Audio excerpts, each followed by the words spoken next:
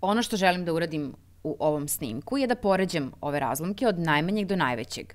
Najlakši način na koji ljudi sigurno mogu da znaju da će dobiti tačan odgovor, je nalaženje zajedničkog imenioca, jer ako ne nađemo zajednički imenilac, ove razlomke je teško uporediti. 4 kroz 9 prema 3 kroz 4 prema 4 kroz 5 i tako dalje, možete da pokušate da ih procenite, ali ćete moći da ih direktno uporedite tek ako imaju isti imenilac. Dakle, poenta je prvo naći njihov zajednički imenilac. Postoje mnogi načini da se to uradi. Možete jednostavno izabrati jedan od ovih brojeva i analizirati sve njegove sadržaoce dok ne nađete sadržalac koji je deljiv svim ostalim imeniocima. Drugi način je da se osvrnete na razlaganje na proste činioce za svaki od ovih brojeva i onda će najmanji zajednički imenilac sadržati svaki od tih prostih činilaca u sebi. Hajde da uradimo to na drugi način i zatim da proverimo. Dakle, 9 je 3 puta 3, tako da će naš NZS sadržati najmanje 3 puta 3. A onda 4 je isto što i 2 puta 2. Isto ćemo imati 2 puta 2 u rastavljanju na proste činioce, NZS. 5 je prost broj, tako da ćemo staviti 5 ovde. 12 je isto što i 2 puta 6, a 6 je 2 puta 3. U našem NZS moramo imati dve dvojke, ali već imamo dve dvojke i jednu trojku.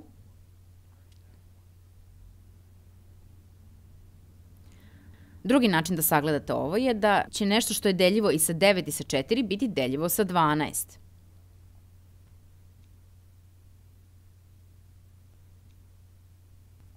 Na kraju rezultat treba da bude deljiv i sa prostim činiocima broja 15. 15 je isto što i 3 puta 5. Još jednom, već imamo i 3 i 5.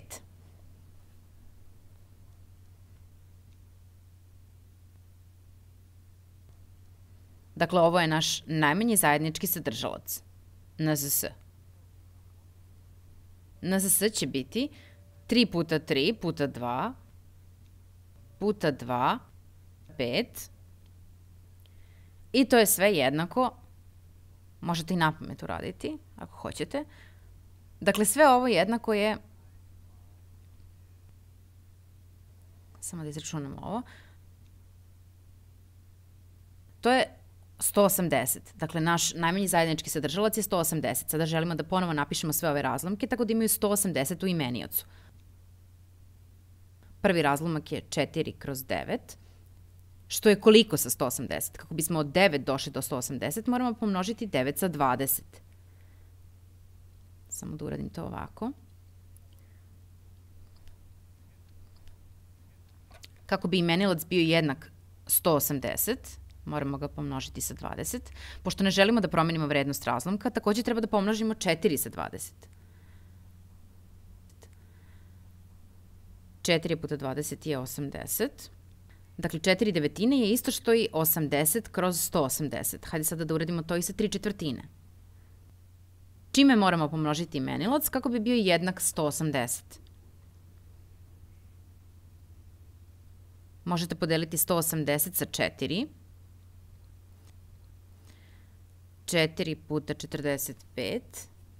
4 puta 40 je 160, 4 puta 5 je 20, znači 4 puta 45 je 180, sada morate pomnožiti imenilac brojem 45, 3 puta 45 je 135.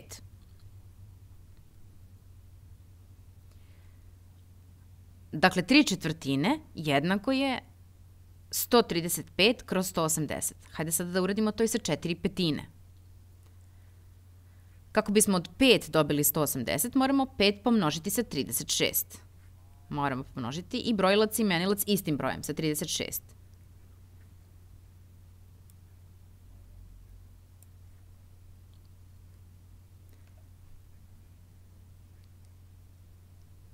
Dakle, imenilac će nam biti 180, a brojilac će biti 4 puta 36 i to je 144.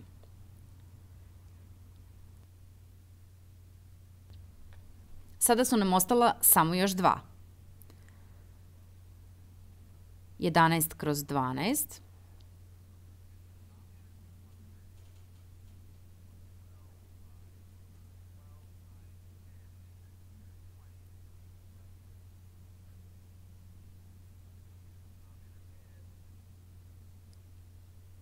15 iza imenilac, 15 iza brojilac. Znači 11 kroz 12 je 165 kroz 180.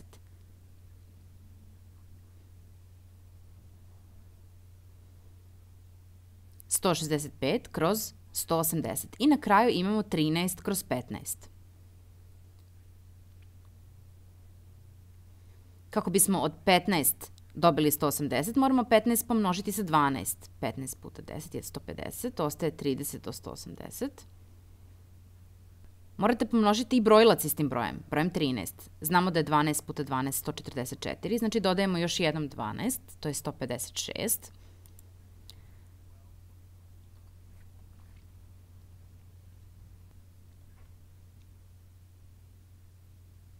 Sada smo svaki od ovih razlomaka ponovo zapisali sa novim zajedničkim imeniocem.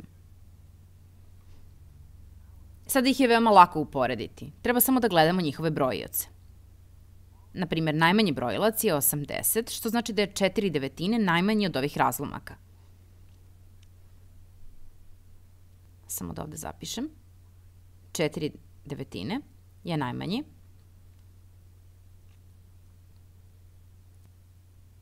Sledeći najmanji broj bi trebalo da je 135.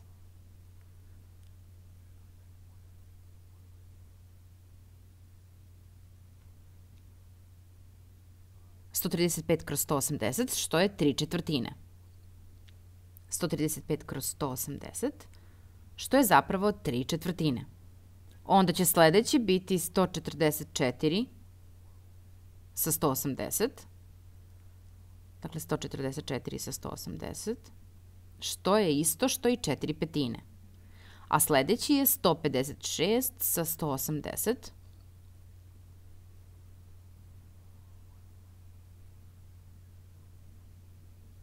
što je 13 kroz 15. I na kraju imamo 165 kroz 180, što je isto što i 11 kroz 12. Isto što je 11 kroz 12. I završili smo. Završili smo sa ređanjem razlomaka po veličini.